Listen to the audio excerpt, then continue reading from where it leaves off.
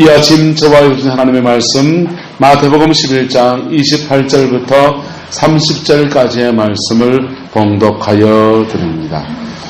수고하고 무거운 짐진 자들아 다 내게로 오라. 내가 너희를 쉬게 하리라. 나는 마음이 온유하고 겸손하니 나의 멍에를 메고 내게 배우라. 그리하면 너희 마음이 쉼을 얻으리니 이는 내 멍에는 쉽고 내 짐은 가벼움이니라 하시니라. 프랑스의 루블 박물관에는 시오펫 드리오선이라고 하는 사람이 그린 그림이 하나 걸려 있다고 합니다. 그 그림은 이런 식으로 되어 있습니다. 벼랑 끝에 한 남자가 구부러진 나무를 한 손을 잡고 있습니다. 그리고 그 등에는 노인이 엎여 있는, 그리고 또 한 손은 아내의 손을 잡았는데 그 아내의 가슴에는 한 아기가 앉아있고 등에는 또 다른 아기가 엎여있는 그런 그림입니다. 제목이 뭐냐? 한 남자의 삶이란 뜻입니다. 한 남자가 등에는 부양해야 될 부모님을 업고 있고, 그리고 또 아내를 붙들고 있는데 그 아내는 두 아이를 안고서 그렇게 가슴에는 하나 안고 등에는 하나 업고 있는 가족을 책임지고 있는 한 남자의 삶이다. 이런 의미로 그렇게 그림을 그려 놓았습니다. 인생은 사실은 우리는 수많은 짐들을 지고 살아갑니다. 결혼을 하기 전에는 사람들은 이것이 짐이다라는 것들을, 인생이 짐이 무겁다는 사실을 별로 잘 모르고 살아갑니다. 그리고 결혼하기 전에는 다들 아이, 또 청년 이렇게 하고, 그 다음에 우리는 결혼하고 나면 그때부터 우리 뭐라고 대접해 줍니까? 어른 됐네 이렇게 대접해 주지 않습니까? 한 명의 성인으로 독립된 존재로서 그렇게 대접해 줍니다. 한 어머니가 아들에게 신앙을 교육합니다. 근데 아들이 대학을 들어간다고 하니까 대학에 어머님 대학에 입학이 됐습니다. 이제 대학에 방을 얻어서 올라가야 되겠습니다. 그러니까 어머니가 말합니다. 그래, 대학 가서 세상에 물들지 않고 술 친구들에게 안 빠지고 신앙을 잘 지키려고 하면 기도해야 된다 하면서 1시간을 기도하고 난 뒤에 가라고 한 거. 1시간을 기도하고서 대학을 갔어요. 그 2년을 보내고 난 뒤에 또 내려와서 엄마한테 말합니다. 엄마, 나 이제 군대 가야 돼. 그러니까 엄마가 군대 가가지고 고참들 있고 또 상급자들 있는 속에서 신앙생활 잘하려고 하면 하나님의 참 많은 도우심이 필요하니까 너 기도하고 가야 된다. 그리고 얼마나 기도해야 되는데 2시간은 기도를 하고 가야지. 그래서 2시간을 부르짖어서 열심히 기도하고 군대를 갔어요. 군생활 무사히 잘 마치고 제대에 왔습니다. 그리고는 이제 취직을 하게 됩니다. 어머니가 말합니다. 야, 너 취직돼서 너무 잘 됐다. 이 불경기에 어떻게 그렇게 취직이 참 됐냐. 하나님의 은혜다. 근데 너 직장 가서 거기 상사도 있고 거기 동료들도 있고 주어진 일들도 있는데 그거 잘 감당하려면 정말 너 기도해야 된다. 그래, 얼마나 기도해야 되는데요. 4시간은 기도를 하고 가야지. 그래가지고 4시간 동안 부르짖어서 기도하고 목이 다시가지고 어머니가 기도해 준 대로 축복한 대로 가서 직장생활 잘하고 있습니다. 어느 날 이 아들이 이제 여자를 하나 데리고 와가지고는 장가를 가겠다고 하는 겁니다.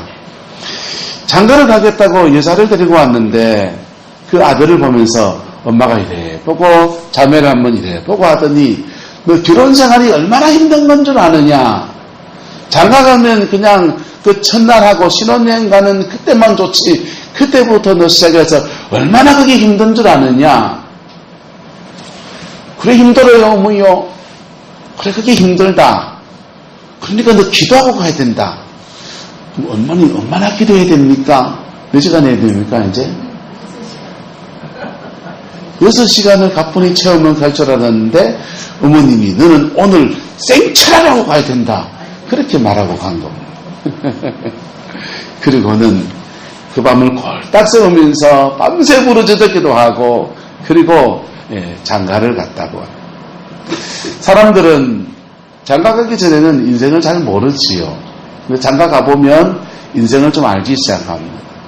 자기에게 딸린 식구들이 있고 자기가 책임져야 될 짐들이 있고 자기가 해야 될 일들이 있고 여러 가지를 함께 동시에 처리해 나가야 되는, 학생이면 공부만 잘하면 되고 직장에 갔으면 직장에서 열심히 돈만 잘 벌면 되고 군대 갔으면 그거 하나만 하면 되는데 결혼 생활하면 그때부터는요 가족과의 관계도 있고 이런저런 일들 속에서 처신도 잘해야 되고 말도 조심해야 되고 여러 가지 일들이 있지 않습니까? 인생은 사실은 이렇게 무거운 짐을 지고서 살아가고 그 짐을 잘 지고 살아가는 사람들을 우리는 인생을 잘 살았다라고 그렇게 말합니다. 여러분들은 어떻습니까? 여러분들에게 주어진 짐들을 지금까지 잘 지고 살아왔습니까? 어떻습니까? 안정무 목사님, 난 잘 지고 살아왔다고 그렇게 말씀하십니다. 자, 그러면 어떻게 사는 것이 인생을 잘 지고 살아가는 것입니까? 특별히 예수를 믿는 사람으로서요. 특별히 예수를 믿는 사람으로서 인생을 잘 산다는 것이 그것이 무엇이겠습니까? 찬송 하나만 합시다. 세월 지나갈수록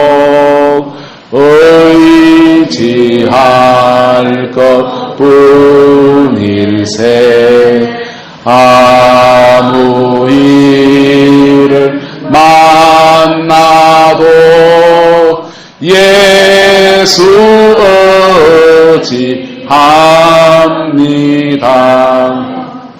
여러분, 정답부터 말씀드리자면 예수 믿는 사람으로 인생을 잘 사는 것은 무슨 일을 만나고 어떤 일을 만나든지 간에 주님을 의지하는 것입니다. 할렐루야. 주님을 의지하는 것입니다. 할렐루야. 여섯 사람을 축복합시다. 주님을 의지합시다. 주님을 의지합시다.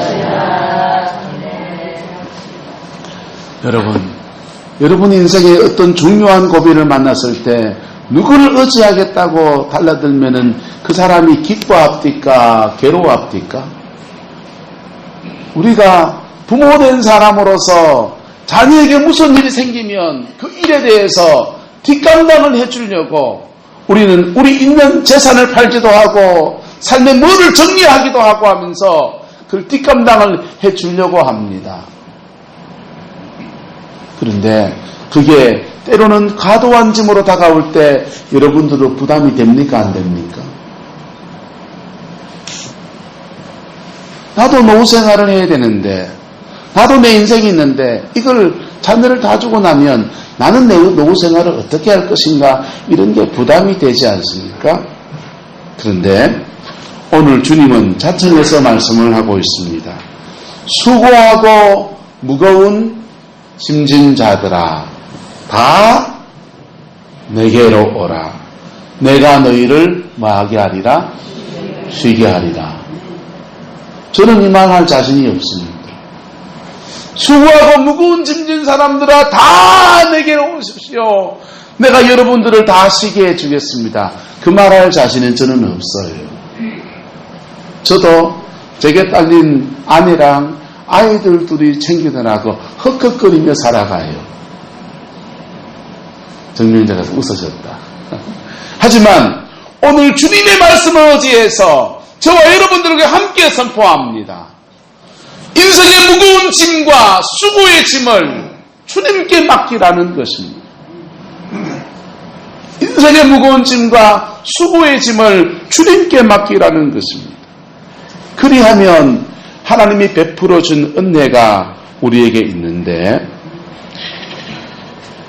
무엇인가 하면 29절에 너희 마음이 무엇을 얻으리니? 쉼을 얻으리니. 뭘 얻으리니? 너희 마음이 쉼을 얻는 복이 주어진다는 것입니다. 가와와 도요코라고 하는 일본 사람이 있습니다. 이 사람은 첩의 아들로 태어났습니다. 첩의 아들로 태어났는데 그 어머니 되시는 분이 좀 술집에 뭐 이런 여자예요. 그래서 정말 아버지 아들인지 아닌지 긴가민가 다들 그러는 겁니다. 그런데 그게 마지막 끈 같은 자기 아버지가 돌아가셨습니다. 그랬더니 이 가문의 수치같이 계시던 이 가가오 도요코를 집안에서 쫓아내버렸습니다.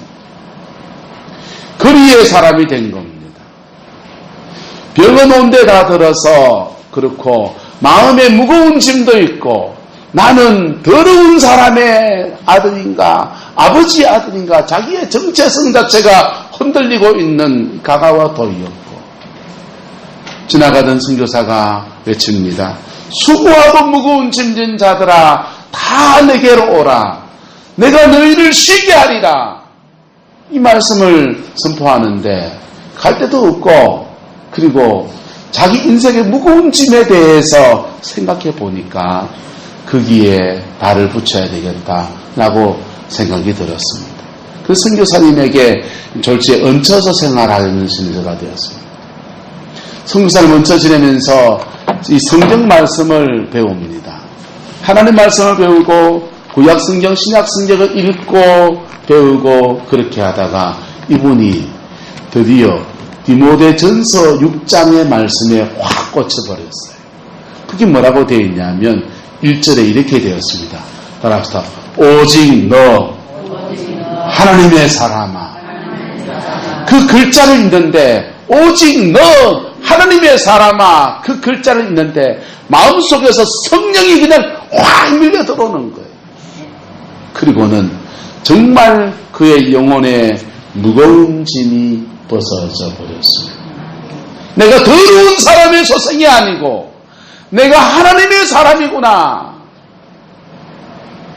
사람들이 내게 손가락질을 할지라도 나는 하나님의 사람이구나 라고 하는 자신에 대한 정체성이 세워지고 나니까 마음에 쉼이 찾아왔습니다. 영혼의 쉼이 찾아왔습니다. 그리고 주님의 은혜 아래서 영혼의 한없는 평강을 누리기 시작합니다. 하나님이 주는 평안이 그 영혼을 적시기 시작하니까 그 선교사님이 더 열심히 이 가가와 도이역거를 양육하고 세우고 길러냅니다. 그랬더니요 이 사람이 다리 밑에 있는 거지들하고 버려진 사람들 자기와 같이 예수 믿기 전에 자기와 같이 버려진 수많은 사람들을 돌보는 전후 일본의 고아들의 아버지가 되어진 거예요. 할렐루야. 주님은 우리에게 말합니다. 수고하고 무거운 짐진 자들아 다 내게로 오라. 내가 너희를 쉬게 하리라. 주님이 쉬게 했다는 쉼은 연휴를 길게 주시겠다라고 하는 그런 의미는 아니에요. 우리 영혼의 마음에 쉼을 주시겠다라고 하는 것입니다. 할렐루야. 마음에 진정한 쉼을 주시겠다라고 하는 것입니다. 그 쉼을 받으면 정말 마음이 힐링이 됩니다. 새로워집니다.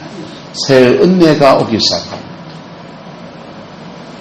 그리고 자기 인생의 새로운 가치를 깨닫고 그 속에서 자기 인생을 열어가는 하나님의 은혜가 그에게 주어지는 것입니다. 할렐루야. 그래서 무엇하면 됩니까? 주님께 나오라는 것입니다. 주님께 나오는데 한 발 더 나올 수 있기를 예수님의 이름으로 축복합니다. 주님께 나올 때에 한 발 더 나오십시오. 주일 예배에 나오십니까? 수요일날 나오십시오. 수요일 나오십니까? 새벽 기도의 단을 쌓으면서 주님께 한 발 더 나오십시오. 더 나올 때 주님의 은혜가 우리의 마음에 무거운 짐들을 풀어서 자유함을 허락하여 줍니다. 최재호라고 하는 사람은 우리나라에 동학을 만들고 정산도나 대순진리회나 이런 사람들은 최재호를 아주 우상화로 여깁니다. 최재호 씨가요 동학을 만들었는데 이분이 동학을 만든 계기가 있습니다. 어느 날 이분에게 그때가 책이 귀한 때 아닙니까? 책이 한 권 주어졌습니다. 천주실이라고 하는 천주교에서 나온 주석, 천주교 주석 책이 하나 주어졌어요. 천주실이 책을 한 권 들고서는 그 책을 읽고서 야 이게 뭐 있다 싶은 거. 그 천주실에서 이분이 필히 꽂힌 게 뭐냐 하면 따라합시다. 하나님 앞에서 모든 사람은 고유의 권리가 있다. 모든 사람은 고유의 권리가 있다는 것. 천부 인권사상. 모든 사람에게 인권이 있다. 여기에 필히 꽂힌 거. 그리고 그 책 한 권 들고서 금강산에 들어가서 돌을 닦습니다. 돌을 닦으면서 서양에는 하나님 앞에서 신 앞에서 모든 사람이 평등하다고 하는 사상이 있는데 동양에는 그런 거 없는가 찾기 시작했습니다. 찾아보니까 우리나라의 옛날 조선 고조선 시대에 인내천이라는 사상이 있고 홍익인간이라는 것이 있는 거예요. 그래서 야 우리나라에도 있다. 우리나라에도 하늘과 땅이 사람이 하나다. 인내천이라는 것이 있고 널리 인간을 이롭게 해야 된다라고 하는 홍익인간이 있구나. 평등사상, 동양적 평등사상의 이론을 그 금강산에서 이렇게 수련하면서 만들어내기 시작합니다. 논리를 만들어내고 그리고 산 밑에 내려와서 이걸로 망해가는 조선이라는 나라 유교 체제 안에서 그 양반과 상놈 사이에 그냥 엄청난 갭 속에 살아가는 이 나라를 새롭게 일으켜야 되겠다라는 마음을 가지고서 동학을 일으켰어요. 동학이 들불처럼 번져갑니다. 경상도 경주 지방에 시작했던 동학이 영주 저쪽으로 막 번져가다가 전라도로 막 번져가면서 막 동학운동이 막 펼쳐져 갑니다. 근데 동학운동이 사람이 평등하다라고 하는 뭐 평등하다는 얘기예요. 사람이 뭐 하다는 얘기예요? 평등하다. 사람 위에 사람 없고 사람 밑에 사람 없다. 평등하다는 얘기를 해서 정당한 사람이 존재감을 이렇게 이랬으면 정당한 돈을 받고 정당한 지불을 받는 것이 마땅하다. 지금 제가 뭐 당연한 얘기를 하는 건데 그 당시에 굉장히 혁명적인 얘기가 퍼져갑니다. 문제는 조선사회가 그것을 받아들일 수 있는 마음의 준비가 안 되어 있었습니다. 그래서 전라도 지방에 들불처럼 동학이 번져갔더니 전라도에서는 토지를 농사를 지으면 구화를 땅 주인이 하시고 일화를 소작이 붙여놓은 그것도 소작을 못 찾아가지고 막 그러던 시대가 되노니까 얼마나 수탈이 심했던지 그 수탈을 당하던 사람들의 마음속에 동학이 들어가니까 막 마음에 불이 일어나는 겁니다. 그래서 전봉준 장군을 필두로 해가지고 그 수탈이 심한 고을 수령들하고 그 다음에 땅 주인들하고 잡아 죽이는 동학혁명으로 바뀌어져서 이 땅에 펼쳐지게 됩니다. 나라를 개혁해 보려고 좋은 의도로 시작했던 동학이 그렇게 혁명이 일어나니까 조선이라는 나라가 그것을 제압할 수 있는, 통제할 수 있는 능력이 없습니다. 그래서 청나라 군대를 요청을 해가지고 동학 그 농민들 진압을 좀 해주십시오 라고 부탁을 했어요. 청나라 군대가 들어옵니다. 청나라 군대가 들어오니까 일본 사람들이 청나라 군대를 받으면서 우리는 안 받노 이러면서 따지기 시작했습니다. 그리고 일본 군대가 함께 들어와서 동학 농민들을 학살하기 시작합니다. 그때 처음으로 따발총이라는 것이 등장해서 따발총으로 동학 농민들을 막 학살해 갑니다. 좋은 의도로 시작했는데 그 수많은 사람들이 죽어나가면서 그렇게 들어온 일본 군대가 본국에 돌아가지 않고 이 대한민국 땅에, 조선 땅에 자리를 잡고 틀을 잡고서 애헴하기 시작합니다. 그러면서 우리나라는 망해버리게 됩니다. 한일 합방이 되어지고 일제의 식민지가 되었습니다.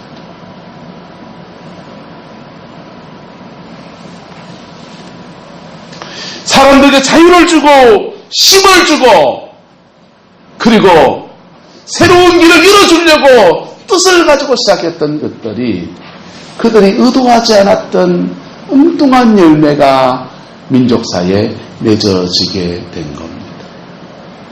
그런데 복음의 위대한 점은 무엇인가? 복음의 위대한 점은 무엇인가?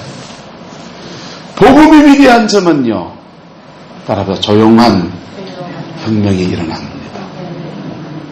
조용한 혁명이 일어납니다. 복음을 받아들이는 사람은요, 그 사람이 소작이든지 복음을 받아들이는 사람은 그것이 땅 주인이든지 복음 앞에서는요, 조용한 혁명이 일어나는 거예요. 전라도 금산에 가면 기억자 교회라는 교회가 있습니다.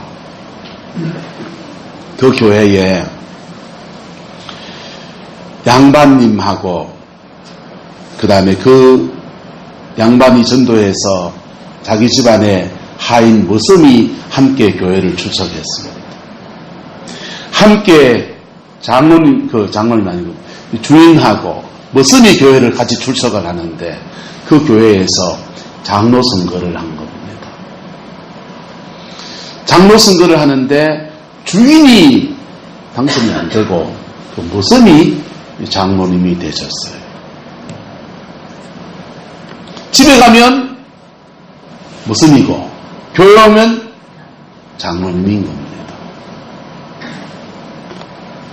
여러분 같으면 여러분이 그 주인이라면 어떻게 할 것 같습니까? 그 주인이요, 그 머슴을 장로님이 된 자기의 머슴을 깍듯이 장로님으로 예우합니다. 그리고 그 장로님을 신학 공부를 시켜서 교회 영수로 삼고 지도자로 삼고 주의 종으로 삼고 끝까지 섬깁니다. 이게 복음입니다.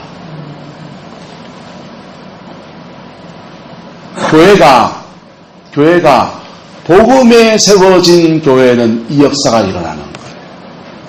교회가 기독교라는 종교를 가지고 있는 교회는 이런 일이 없습니다. 기독교라는 종교를 가지고 있는 종교가 되어버리게 되면 여기 안에서도 세속적인 가치관과 세속적인 생각들이 가득한 그게 하나도 벗겨지지 아니한 그런 모습으로 신앙생활하는, 그리고는 그분은 죄송합니다, 천당을 갈지 안 갈지 헷갈리는 그런 사람들.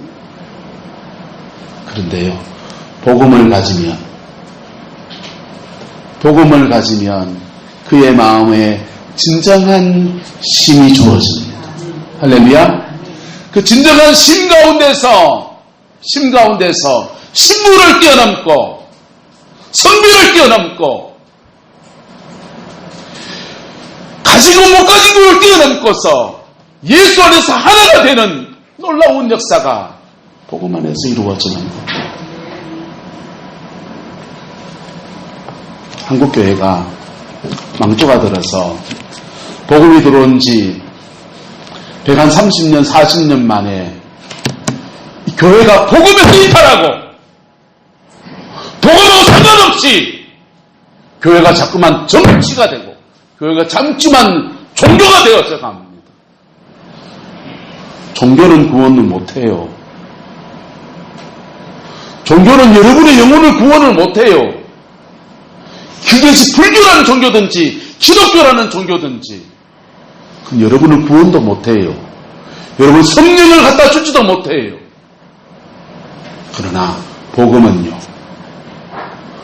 복음은 우리에게 구원을 갖다 주고 생명을 주고 영원한 천국의 영광을 주고 성령을 우리에게 부어주시는 그 은혜가 오늘도 계속해서 일어나는 것입니다. 오늘 성경은 말합니다. 수고하고 무거운 짐진 자들아 다 누구에게로 오라? 내게로 오라. 예수님 자신을 가리켜 말하고 있는 것이에요. 수고하고 무거운 짐진 자들아 다 내게로 오라. 내게로 오라. 내가 너희를 쉬게 하리라. 기독교라는 종교가 여러분을 시게 하지 못합니다. 동학이 사람들을 시게 하지 못했듯이 기독교라는 종교가 여러분을 시게 하지 못합니다. 살아계신 예수 그리스도 십자가에 죽으시고 부활하셔서 오늘도 생생히 살아계시는 예수 그리스도, 그분이 우리를 시게 하는 것입니다. 그분을 만나야 되고요. 그분을 경험하면 여러분의 영혼에 진정한 쉼이 주어집니다. 진정한 쉼이 주어집니다. 그리고 그 쉼 가운데서 주님이 또 다른 말씀을 주고 있습니다. 30절요. 29절에 나는 마음이 온유하고 겸손하니 나의 멍에를 메고 내게 뭐하라? 배우라 그랬어요. 나의 멍에를 메고 내게 배우라. 주님의 멍에를, 아니 지금도 무거운 짐을 지고 왔는데 주님의 멍에를 또 메라니요. 주님이 주시는 멍에를 메고 내게 배우라 라고 말하고 있습니다. 이건요, 이스라엘의 농사 풍습을 알아야지만 이 말이 이해가 돼요. 이스라엘 농사 지을 때요, 소를 2마리를 함께 멍에를 지옵니다. 한 마리는 엄마소, 한 마리는 어린 송아지. 어린 송아지가 함께 엄마소와 함께 밭을 이렇게 갈아나갑니다. 갈아나갑니다. 힘은 다 누가 쓰고요? 엄마소가 다 써요. 어린 송아지는 뭐합니까?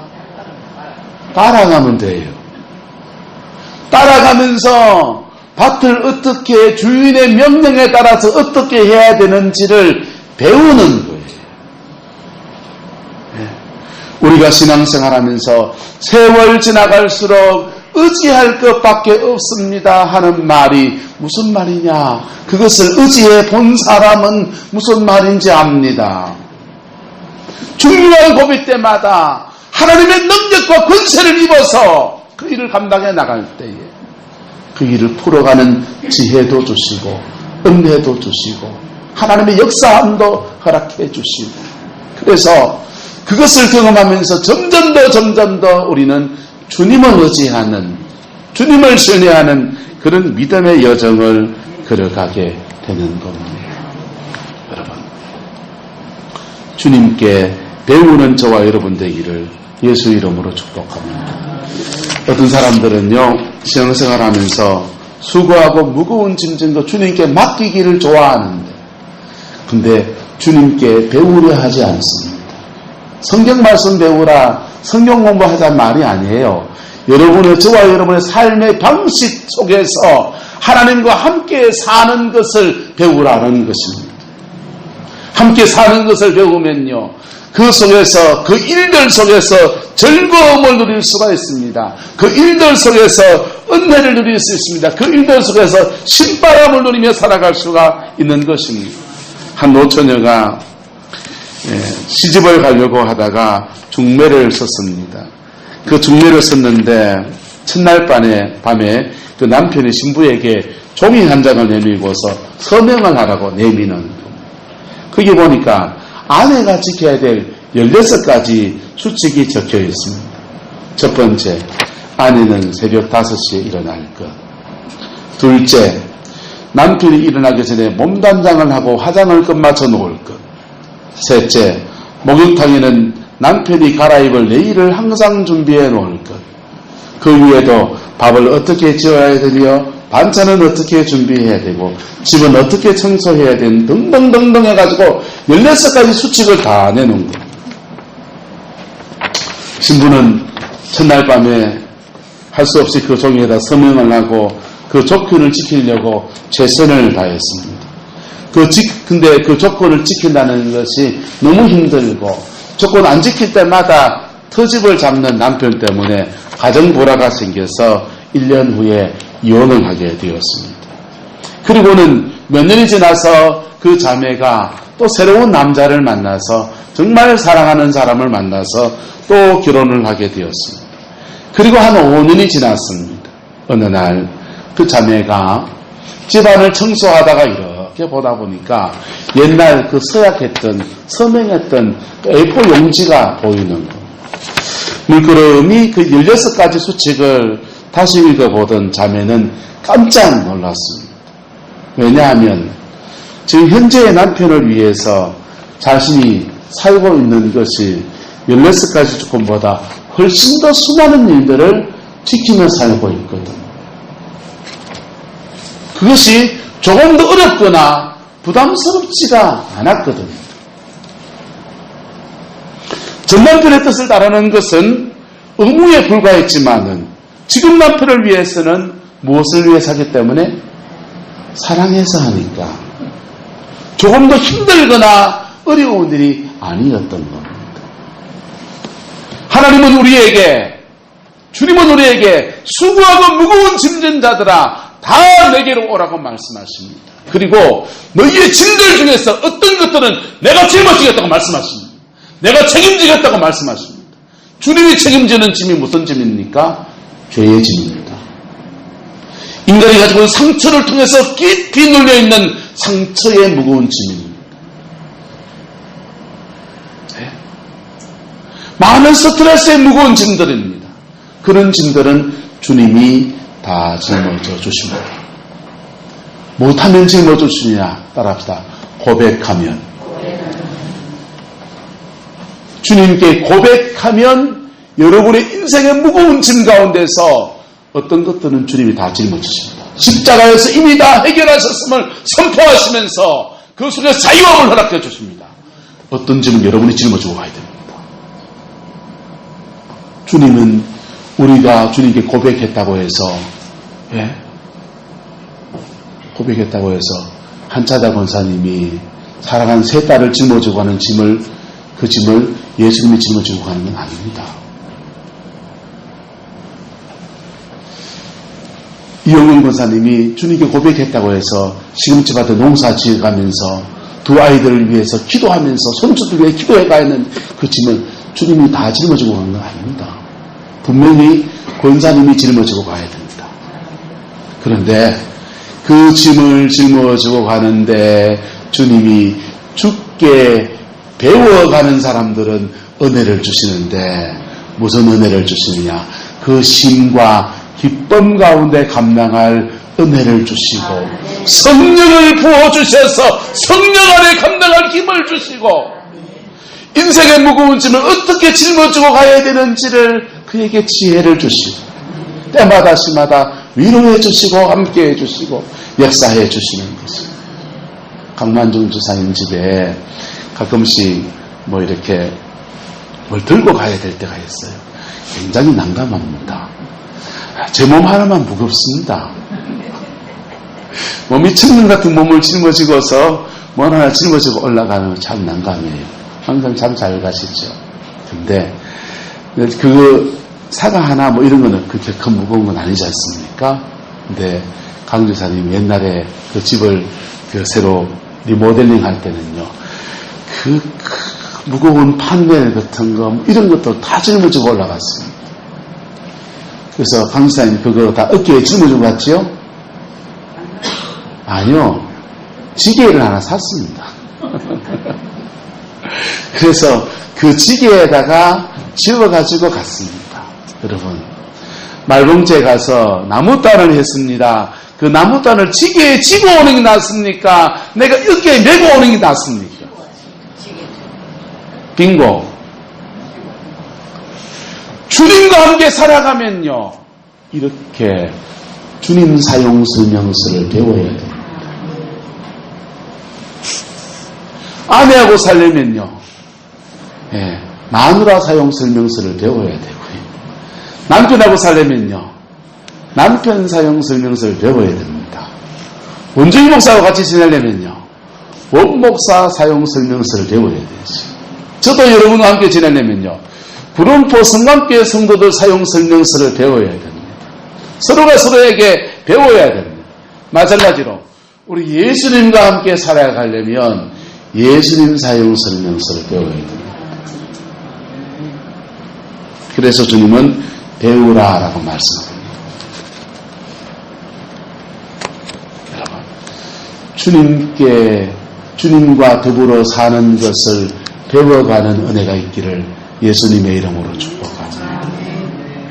그거 배우려고 마음 먹고 달려들면요, 주님이 우리의 생활과 삶에서 가르쳐 주십니다. 가르쳐 주십니다. 그걸 어떻게 배우느냐? 여러분, 성령 받으면 배웠습니다. 성령을 받으면 그 성령께서 우리 가운데서 여러 가지 것들로 가르쳐 주십니다.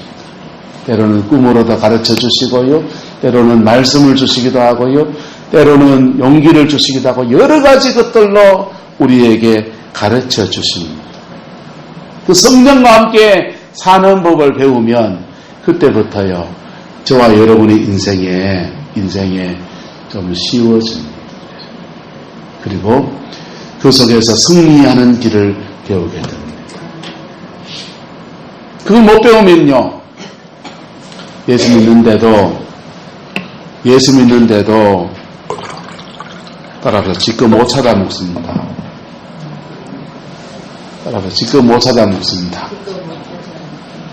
여러분을 위해서 대한민국 국민이라면 가지고 있는 기본 권리가 있습니다.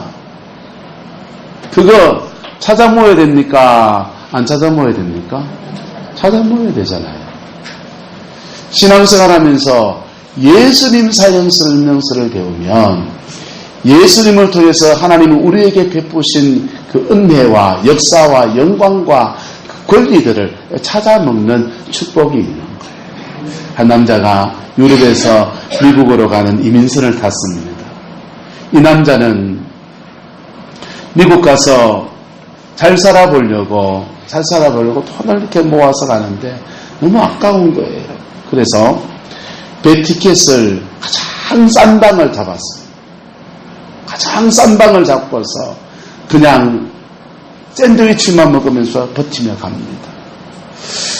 사람들은 그 배에서 그 풀장도 좋은 배라서 풀장도 있고 목욕도 해도 되고 거기에 뷔페가 차려져 있는데 마음껏 먹는데 이 사람은 싼 방을 찾고 그리고 그냥 샌드위치만 먹으면서 미국을 향해 갑니다. 태평양을 한참을 지나가다가 너무 배가 고파서 너무 먹고 싶어서 그 뷔페에 언저럭 하다 보니까 자기하고 방은 똑같은 방을 쓰는 사람이 그 가서 마음 놓고 먹고 있는 겁니다. 나도 3등실이고 저 사람도 3등실인데 저 사람은 저 방에 저 뷔페 음식을 마음껏 먹고 있는 겁니다. 놀래가지고는 그 사람에게 뷔페 관리하는 사람에게 물었습니다. 여기 들어가서 먹려면 돈 얼마나 내야 됩니까? 공짜입니다. 이게 탄이상 방은 당신이 낸 비용에 따라서 방은 차이가 있지만 먹는 음식은 차별이 없습니다. 다 드셔도 됩니다. 복음을 너무 늦게 한 겁니다. 그래서 두 끼 배불리 먹고서 아까워라 하면서 그 배에서 내렸다는 거예요. 여러분, 성광교회 성도가 되었으면 성광교회 안에서 주님이 복음을 통해 주시는 그 근세와 그 권리들을 여러분의 것으로 누리는 은혜가 있기를 예수님의 이름으로 축복합니다. 여러분이 기도하면 하나님은 들으시겠다고 기도 응답의 약속을 주셨습니다.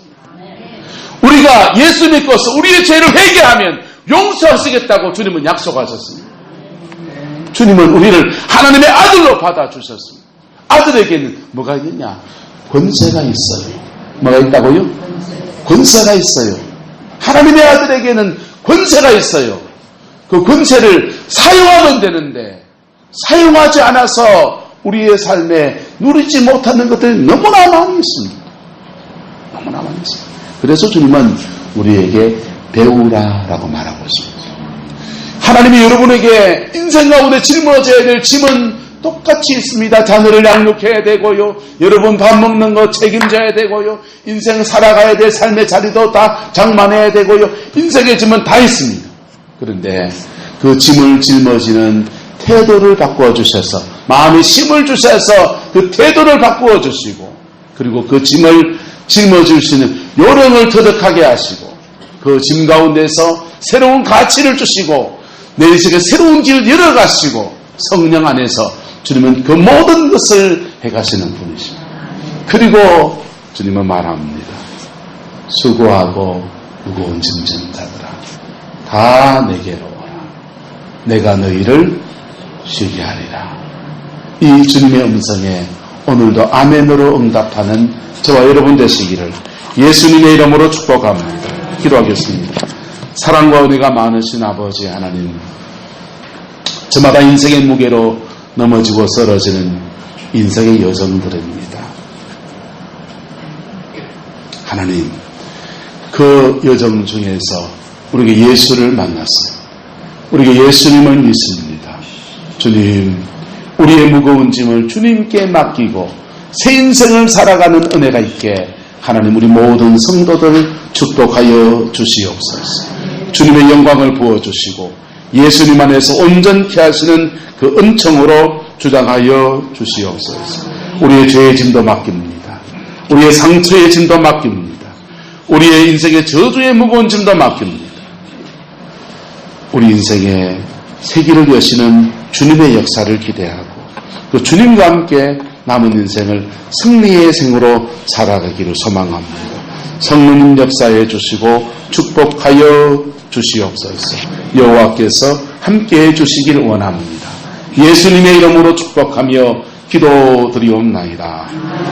지금은 우리 구주 예수 그리스도의 은혜와 우리 하나님의 끝까진 사랑과 성령님의 내주 교통하시며 우리의 무거운 짐을 십자가 앞에 다 벗겨주시고 새 인생을 살게 하시는 그 놀라운 역사가 오늘 믿음으로 예배를 드리고 주님의 얼굴을 구하는 성광의 모든 성도들 위해, 가정과 삶의 모든 자리들 위해 지금부터 영원토록 함께 계시기를 간절히 축원하옵나이다.